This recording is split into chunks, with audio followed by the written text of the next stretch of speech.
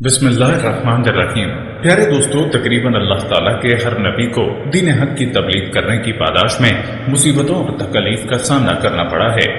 اسی طرح سے میرے اور آپ کے پیارے آقا اللہ تعالیٰ کے آخری رسول حضرت محمد صلی اللہ علیہ وسلم کو بھی تبلیغ اسلام کی پاداش میں مشکلات، مصائب، تکلیف، آزمائشوں، اذیتوں اور امتحانات سے دوچار ہونا پڑا۔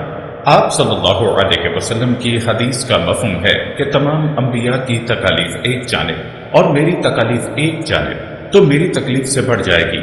لیکن دوستوں، نبی کریم صلی اللہ علیہ وسلم نے ظالموں کے ظلم و ستم کے بدلے میں جو صبر کا مظاہرہ فرمایا وہ قابل ذکر ہے۔ آج کی اس ویڈیو میں نبی کریم صلی اللہ علیہ وسلم کے صبر کا تذکرہ کریں گے، جسے سن کر آپ کے رونگٹے کھڑے ہو جائیں گے کہ آپ صلی اللہ علیہ وسلم نے ظالموں کے مظالم کا مقابلے میں صبر اور استقامت کی کیسی مثال قائم فرمائی۔ ویڈیو کو بغیر سکپ کیے آخر تک دیکھیے گا۔ تو چلیے شروع کرتے ہیں۔ پیارے دوستو، چند واقعات بھی آپ کے گوش گزار کریں گے، لیکن مختصر سا نقشہ مظالم کا ملاحظہ فرمائیے جن کا مکی زندگی میں آپ صلی اللہ علیہ وسلم کو سامنا کرنا پڑا۔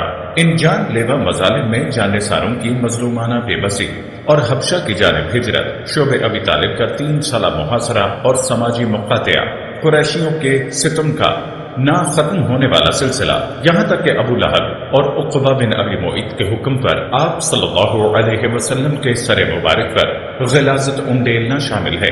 انہی دشمنان اسلام کے کہنے پر آپ صلی اللہ علیہ وسلم کے راستے میں کانٹے بچھائے گئے۔ انہی کے اشارہ ابرو پر کاشانہ نبوی میں برتنوں کو خراب کیا گیا، پکتی ہوئی ہنڈیا کو اوندا کیا گیا، خدا تعالیٰ کے حلال کردہ رزق میں حرام پلیتی ڈال دی گئی، آپ کے جسم مبارک پر اونٹوں کے اوج ڈالے گئے، گرد و غبار سے جسم اور لباس آلودہ کرنے کی بے باکانہ جسارت بھی کی گئی۔ گویا ظلم، ستم، اذیت، تکلیف، ذہنی کوفت اور جسمانی تشدد جیسا وحشیانہ اور غیر انسانی برتاؤ آپ صلی اللہ علیہ وسلم سے برتا گیا۔ لیکن اس سب کچھ کے باوجود آپ کے صبر و تحمل، عفو و درگزر، ضبط و برداشت اور استقلال میں ذرہ برابر کمی نہیں آئی، اور آج تک تاریخ آپ کے رحم و کرم، عزیمت، ثابت قدمی اور فراخی اور حوصلے کی داستانیں سنا رہی ہے۔ جب مکہ کے بچے دشمنی کرنے سے نہ بچے تو آپ صلی اللہ علیہ وسلم نے مکہ سے باہر کی طرف نظر دوڑائی اور طائف کی طرف سفر کا ارادہ فرمایا۔ طائف والوں نے آپ پر مظالم کے کیا پہاڑ توڑے، اس کا مختصر نقشہ آگے چل کر پیش کیا جائے گا۔ اس سے پہلے چند دوسرے واقعات کا تذکرہ کرتے ہیں۔ پیارے دوستو، یہ ایک ناقابل تردید حقیقت ہے کہ رسول اکرم نے پوری زندگی مذہب اسلام کی تبلیغ اور اشاعت اور اصلاح امت میں گزاری، اور اس طویل دعوتی عرصے میں آپ کو بڑی بڑی اذیتیں پہنچائی گئی اور آپ کو شدید ترین اور دشوار مظاہر سے گزرنا پڑا۔ اس بارے میں پڑھ کر اور سن کر کلیجہ منہ کو آ جاتا ہے، لیکن قربان جائیں رسول اللہ کے صبر و تحمل اور رحمت کے کہ آپ نے تمام تر صعوبتیں نہایت خندہ پیشانی سے برداشت کر لیں، لیکن کہیں بھی آپ کا پایہ اس سے بات متزلزل نہ ہوا اور آپ پوری زندگی سراپہ صبر و تحمل بنے رہے۔ امت کے درس کی خاطر ایسے ہی چند مزید جگر سوز واقعات ہدیہ ناظرین کرتے ہیں، ذرا توجہ کے ساتھ ملاحظہ کیجیے۔ پیارے دوستو، رحمت عالم صلی اللہ علیہ وسلم جب حکم خدا بندی کے بموجب اعلانیہ طور پر تبلیغ اسلام فرمانے لگے تو تمام قریش بلکہ پورا عرب آپ کی مخالفت پر اتر آیا اور آپ کو اور آپ کے متبعین کو طرح طرح کی تکلیف دینے لگا۔ کہتے ہیں کہ ایک دفعہ حضور صلی اللہ علیہ وسلم حرم کعبہ میں نماز ادا فرما رہے تھے کہ عقبہ ابن ابی معیط نامی گستاخ اور سنگ دل کافر نے آپ کے گلے میں چادر کا پھندا ڈال کر اس زور سے کھینچا کہ آپ کا دم گھٹنے لگا۔ یہ دلدوز منظر دیکھ کر حضرت ابو بکر صدیق بے قرار ہو اٹھے اور جلدی سے عقبہ بن ابی معیط کو دھکا دے کر دفع کیا اور کہا، کیا تم ایک ایسے شخص کو صرف اس قصور پر مار ڈالتے ہو کہ وہ کہتا ہے کہ میرا رب اللہ ہے؟ صحیح بخاری۔ دوستو، یہ نہیں بلکہ اسی طرح کے ظلم و ستم کے نو بنو واقعات کا ایک سلسلہ ہے جن کا احاطہ اس مختصر ویڈیو میں نہیں ہو سکتا۔ شیخ عبدالحق محدث دہلوی رحمۃ اللہ علیہ نے مدارج النبوہ میں حضور پر کیے جانے والے ظلم و ستم کے دراز سلسلے کا ذکر کچھ اس طرح کیا۔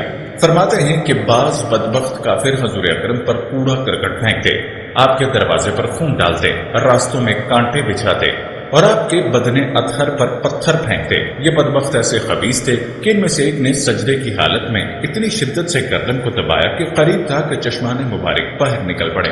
فرماتے ہیں کہ ایک مرتبہ ایک شخص نے حضور کا گلا خوب شدت سے گھونٹا۔ ابو بکر درمیان میں آ گئے اور حضور کو بچایا۔ اس بدبخت نے حضرت صدیق اکبر کی داڑھی اور سر کو اس زور سے گھسیٹا کہ داڑھی کے اکثر بال نچ گئے اور اس نے ان کا سر پھوڑ دیا۔ ایک روایت میں ہے کہ اس نے ان کے سر اور منہ پر اتنی جوتیاں بھری کہ وہ بے ہوش ہو کر گر پڑے، مگر حضرت ابو بکر صدیق برابر یہی نصیحت فرماتے رہے، کیا تم ایسے شخص کو مار ڈالنا چاہتے ہو جو یہ کہتا ہے کہ میرا رب اللہ ہے اور وہ یقیناً اپنے رب کی جانب سے دلائل اور براہین لائے ہیں۔ مدارج النبوہ۔ پیارے دوستو، صحیح بخاری میں حضرت عبداللہ سے مروی ہے کہ ایک دن حضور اکرم صلی اللہ علیہ وسلم حرم کعبہ میں نماز ادا کر رہے تھے کہ عین حالت نماز میں ابو جہل نے کہا، ہے کوئی جو فلاں کے ذبح کیے ہوئے اونٹ کی اوجری لا کر سجدے کی حالت میں اس کے کندھوں پر ڈال دے۔ یہ سن کر عقبہ بن ابی معیط کافر اٹھا اور اوجری لا کر حضور کے دوش اقدس پر رکھ دی۔ حضور اکرم سجدے میں تھے، دیر تک اوجری گردن اور کندھے پر پڑی رہی اور کفار ٹھٹھا مار کر ہنستے رہے اور مارے ہنسی کے ایک دوسرے پر لوگ پوٹ ہوتے رہے۔ آخر فاطمہ رضی اللہ تعالیٰ عنہا جو ابھی کمسن تھی آئیں اور ان کافروں کو برا بلا کہتے ہوئے اس اوجری کو دوش مبارک سے ہٹا دیا۔ حضور کے قلب نازک پر کفار کی اس شرارت سے بڑا صدمہ گزرا اور نماز سے فارغ ہو کر 3 مرتبہ دعا مانگی، اے اللہ قریش کو اپنی گرفت میں لے لے۔ بخاری۔ جب حضور رحمت عالم مکہ والوں کے عنات اور سرکشی اور شدید مخالفت اور مزاحمت کو دیکھ کر نا امید ہو گئے کہ دعوت حق کا قبول کرنا تو دور کی بات، اسے بند کرنے کے لیے کفار اپنی تمام تر کوششیں بروئے کار لا رہی ہیں اور ہر ممکن حربہ استعمال کر رہے ہیں، تو آپ نے تبلیغ و ارشاد کے لیے قرب و جوار کا قصد کرنا شروع کیا۔ یاد رہے کہ طائف کا سفر بھی اسی تبلیغی سلسلے کی ایک اہم کڑی ہے اور یہ واقعہ نبی کریم کے صبر و استقلال کا ایک عظیم واقعہ ہے، اس لیے اس واقعے کا تذکرہ یہاں ضروری ہے۔ یہ واقعہ ملاحظہ فرمائیں، اس کو سن کر ہر انسان کا دل پسیج جاتا ہے اور آنکھیں اشکبار ہو جاتی ہیں کہ ہمارے پیارے آقا صلی اللہ علیہ وسلم نے اسلام کی خاطر کیسی کیسی تکالیف برداشت فرمائیں۔ دوستو، یاد رہے کہ طائف مکہ سے تقریباً 40 میل کے فاصلے پر خوبصورت وادی، زرخیز باغات اور پہاڑوں سے مزین علاقہ ہے۔ مکے کے سرداروں نے یہاں محلات بنا رکھے تھے۔ قبیلہ ثقیف یہاں آباد تھا۔ یہ عرب کا طاقتور قبیلہ تھا۔ قریش کے اس قبیلے سے رشتہ داریاں بھی تھیں۔ یہاں 3 بھائی عبد یالیر، مسعود اور حبیب اس قبیلے کے سردار تھے۔ بعثت نبوی کا 10واں سال شوال المکرم کا مہینہ تھا۔ آپ فریضہ تبلیغ کے لیے غالباً پیدل یہاں پہنچے۔ آپ کے ہمراہ حضرت زید بن حارثہ تھے۔ 10 دن یہاں قیام فرمایا، عوام اور خواص کے سامنے دین اسلام پیش کیا۔ معززین علاقہ کے مکانوں پر تشریف لے گئے اور انہیں دعوت اسلام قبول کرنے کو کہا، لیکن سب نے بے رخی کا مظاہرہ کیا۔ آخر کار آپ صلی اللہ علیہ وسلم یہاں کے سرداروں عبداللیل، مسعود اور حبیب کے پاس تشریف لے گئے اور ان کے سامنے اپنے آنے کا مقصد واضح فرمایا، لیکن ان بدبختوں کی بدنصیبی کو تو دیکھیے کہ انہوں نے آپ کی دعوت کو نہ صرف ٹھکرایا بلکہ نہایت گستاخانہ رویہ اپناتے ہوئے آپ صلی اللہ علیہ وسلم کا مذاق اڑایا۔ ایک نے طنز کا نستر چبوتے ہوئے کہا، اگر خدا تعالیٰ نے تجھے رسول بنا کر بھیجا ہے تو وہ خانہ کعبہ کی عزت پامال کر رہا ہے۔ دوسرے نے پھپتی کستے ہوئے کہا، اللہ کو تیرے علاوہ اور کوئی نہیں ملا جسے وہ رسول بنا کر بھیجتا۔ تیسرے نے آواز کستے ہوئے کہا، اللہ کی قسم میں تیرے ساتھ بات نہیں کرتا، اگر تو واقعی اللہ کا رسول ہے جیسا کہ تیرا دعویٰ ہے تو رسول کی شان یہ نہیں کہ اس سے بحث کی جائے، اور اگر تو خدا پر جھوٹ بول رہا ہے تو میری شان یہ نہیں کہ تو جیسے سے بات کروں۔ اس کے بعد ان حرام نصیبوں نے طائف کے اوباشوں اور آوارہ گردوں کو آپ صلی اللہ علیہ وسلم کے پیچھے لگا دیا۔ کوئی تالی بجاتا، کوئی سیٹی بجاتا، کوئی جملے کستا، کوئی ہلڑ بازی کرتا، شور، ہڑبونگ اور ادھم مچاتے ہوئے آپ کو طائف کی گلیوں میں لے آئے۔ یہاں دونوں طرف لوگ صف بنائے پتھر ہاتھوں میں لیے کھڑے تھے۔ جب آپ صلی اللہ علیہ وسلم کا گزر وہاں سے ہوا تو انہوں نے آپ کو پتھر مارنا شروع کیے۔ سر مبارک سے لے کر پاؤں مبارک تک، نالین مبارک تک آپ لہو لہن ہو گئے۔ پنڈلیوں اور گھٹنوں پر گہرے زخم آئے۔ بدن مبارک سے خون مبارک بہتا ہوا قدموں تک پہنچا۔ قدموں سے رستا ہوا نالین مبارک تک پہنچ گیا۔ نالین اور قدمین آپس میں خون کی وجہ سے چپک گئے۔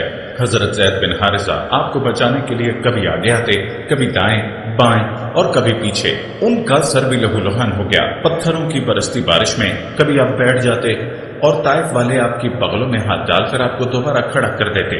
چند قدم چلتے پھر بیٹھ جاتے اور وہ دوبارہ آپ کی بغلوں میں ہاتھ ڈال کر کھڑا کرتے اور پتھر برساتے۔ جب آپ بے ہوش ہو کر گر پڑے تو حضرت زید بن حارثہ نے آپ کو اٹھایا، قریب ہی کچھ پانی تھا وہاں لے گئے تاکہ زخموں کو دھوئیں۔ کچھ دیر بعد طبیعت کچھ سنبھلی تو قریب میں ایک باغ تھا اور انگور کی سایہ دار بیل کے نیچے تھوڑی دیر لیٹ گئے اور معبود برحق کی بارگاہ میں مناجات و دعا میں مشغول ہو گئے۔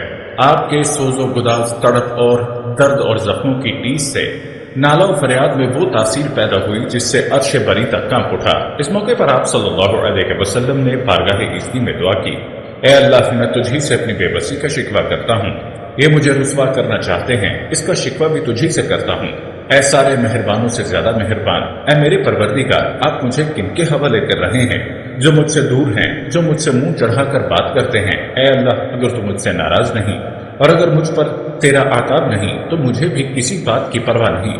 خدا بند، تیری عافیت کا دامن بہت وسیع ہے، اے اللہ، میں پناہ مانگتا ہوں اس سے کہ مجھ پر تیرا غضب پڑے یا عطاب نازل ہو۔ تجھ ہی کو منانا ہے اور اس وقت تک منانا ہے جب تک تو راضی نہ ہو جائے۔ وہاں سے اٹھے، قرب الثعلب پہاڑ سامنے تھا، اوپر نظر اٹھائی، بادل نے آپ صلی اللہ علیہ وسلم پر سایہ کیا ہوا تھا۔ بادل پر نظر جمائی تو اس میں جبرائیل امین جلوہ افروز تھے اور عرض کیا، یا رسول اللہ، اللہ تعالیٰ نے سن لیا، دیکھ لیا آپ نے جو کچھ فرمایا، انہوں نے جیسا سلوک کیا سب کا سب دیکھ اور سن لیا۔ یہ میرے ساتھ ملک الجبال پہاڑوں کی نگرانی پر مقرر فرشتہ موجود ہے، آپ حکم دیجئے یہ تعمیل کریں گے۔ ملک الجبال نے عرض کیا، مجھے اللہ نے بھیجا ہے، آپ جو چاہیں حکم کریں میں تعمیل کروں گا۔ آپ حکم دیں مکے کی دونوں طرف کے پہاڑوں کو ملا کر ان تمام بے ادب گستاخوں کو پیس ڈالوں۔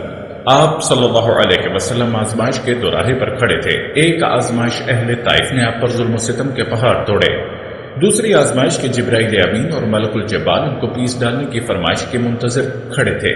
پہلا امتحان تھا صبر و ضبط، تحمل و برداشت اور استقلال کا، دوسرا امتحان تھا دعویٰ رحم و کرم کا، فراخی حوصلہ اور وسعت ظرفی کا۔ اللہ تعالیٰ نے آپ کو دونوں میں کامیاب فرمایا۔ دریا دلی والے دل، رحمت میں کرم کی ایک موج اٹھی اور اہل طائف کی قسمت کے سفینے کو پار لگا دیا۔ فرشتوں کو جواب دیا، اگر یہ بدنصیب ایمان نہیں لائے تو کیا ہوا، میں ان کی آنے والی نسل سے ہرگز نا امید نہیں ہوں۔ مجھے اللہ کی ذات پر مکمل یقین اور بھروسہ ہے کہ وہ ان کی نسلوں میں ایسے لوگ پیدا فرمائے گا جو اللہ کی توحید کے قائل اور شرک سے بیزار ہوں گے۔ قریب ہی مکے کے مشہور سردار عتبہ اور شیبہ بن ربیعہ کا باغ تھا۔ اس وقت یہ دونوں بھائی وہاں موجود تھے۔ انہیں غیرت آئی کہ ہمارے شہر کے ایک معزز شخص سے طائف والوں نے بہت ناروا سلوک کیا ہے، چنانچہ اپنے غلام کو انگوروں کے خوشے دے کر آپ کے پاس بھیجا۔ اس کا نام عداس تھا اور مذہباً عیسائی تھا۔ وہ آپ صلی اللہ علیہ وسلم کے پاس آیا، انگور پیش کیے۔ آپ نے انگور کھانے کے بعد ہاتھ بڑھایا تو زبان مبارک پر بسم اللہ الرحمن الرحیم جاری ہو گیا۔ عداس کہنے لگا، یہاں کے لوگ تو رحمان رحیم نہیں کہتے۔ آپ نے فرمایا، تم کہاں کے ہو؟ اس نے جواب دیا کہ نینوا۔ آپ نے فرمایا، وہی نینوا جو میرے بھائی حضرت یونس علیہ السلام کا وطن تھا۔ وہ حیرت زدہ ہو کر پوچھنے لگا، کیا آپ یونس علیہ السلام کو کیسے جانتے ہیں؟ آپ صلی اللہ علیہ وسلم نے جواب دیا، میرے اور ان کے درمیان نبوت کا رشتہ ہے، وہ بھی اللہ کے نبی تھے اور میں بھی اللہ کا بھیجا ہوا نبی ہوں۔ عداس یہ سن کر اسی وقت مسلمان ہو گیا۔ عداس کے قبول اسلام نے گویا آپ کے زخموں پر مرہم کا کام کیا۔ طائف سے واپسی پر جنات کی ایک جماعت نے اسلام قبول کیا۔ پیارے دوستو، یہ واقعہ نبی کریم صلی اللہ علیہ وسلم کے صبر و استقامت کا عظیم واقعہ تھا۔ دوستو، مذکورہ بالا جگر سوز واقعات کو سن کر مجموعی طور سے جو ہمیں درس ملتا ہے وہ یہی ہے کہ رسول اکرم نے اشاعت دین کی خاطر نہ جانے کیسی کیسی آفتیں جھیلی۔ آپ پر ظلم و ستم کے پہاڑ توڑے گئے اور ہر ممکن طور سے آپ کے پایہ صبر اور استقلال کو متزلزل کرنے کی ناپاک سعی کی گئی، لیکن آپ نے راہ خدا میں پیش آنے والی ان ساری صعوبتوں پر جس غیر معمولی صبر و تحمل کا مظاہرہ کیا، یقیناً تاریخ ایسی مثال پیش کرنے سے قاصر اور عاجز ہے۔ رسول کا امتی ہونے کے ناطے ہمارا بھی یہ فرض بنتا ہے کہ ہم رسول اللہ کے ہر نقش قدم پر چلیں اور سیرت طیبہ کو اپنائیں اور مشکل سے مشکل مقام پر بھی صبر کا دامن ہاتھ سے نہ چھوڑیں۔ اسی میں ہماری کامیابی اور کامرانی کا راز مثمر ہے۔ قرآن حکیم کا بھی یہی اعلان ہے، لَقَدْ كَانَ لَكُمْ فِي رَسُولِ اللَّهِ أُسْوَةٌ حَسَنَةٌ، کہ رسول اللہ صلی اللہ علیہ وسلم کی زندگی تمہارے لیے بہترین نمونہ عمل ہے۔